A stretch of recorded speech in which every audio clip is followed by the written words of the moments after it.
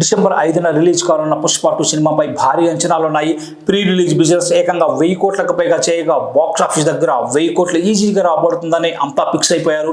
అయితే ఈ సినిమాకి icon star Allu Arjun box office దగ్గర తీసుకున్న పారితోషికమే ఇప్పుడు ఓ సెన్సేషన్గా మారింది. గతంలో పుష్ప కోసం బండి 100 కోట్ల రెమ్యునరేషన్ తీసుకున్నట్లుగా వార్తలు వచ్చాయి. తాజాగా పోల్ లిస్ట్ ప్రకారం దీనికి రెండింతలు ఎక్కువగా ఉంటుందని కూడా తెలుస్తోంది.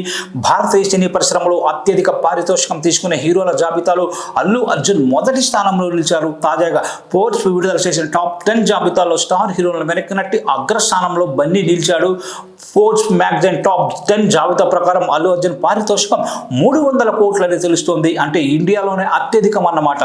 దీంతో దేశంలోనే అత్యధిక పారితోషికం పొందుతున్న నటుడుగా బన్నీ రికార్డ్ క్రియేట్ చేశాడు. ఈ జాబితాలో రెండో స్థానంలో దళపతి విజయ్ ఉన్నారు. విజయ్ తన 69వ సినిమా కోసం ఏకంగా 275 కోట్లు తీసుకున్నట్లుగా వార్తలు వచ్చాయి. షారూక్ ఖాన్, రజనీకాంత్ 150 నుంచి 270 కోట్లు, అమీర్ ఖాన్ 100 నుంచి 175 కోట్లు, ప్రభాస్ 100 నుంచి 200 కోట్లు, అజిత్ 100 నుంచి 165 కోట్లు, సల్మాన్ ఖాన్ 100 నుంచి 150 కోట్లు, కమల్ హాసన్ 100 నుంచి 150 కోట్లు, అక్షయ్ కుమార్ 65 నుంచి 145 కోట్లతో తర్వాత స్థానంలో నిలిచారు. 300 కోట్లతో బన్నీ ఆల్ ఇండియా నెంబర్ 1 హీరోగా నిలిచి అందరినీ ఆశ్చర్యపరిచాడని చెప్పాలి.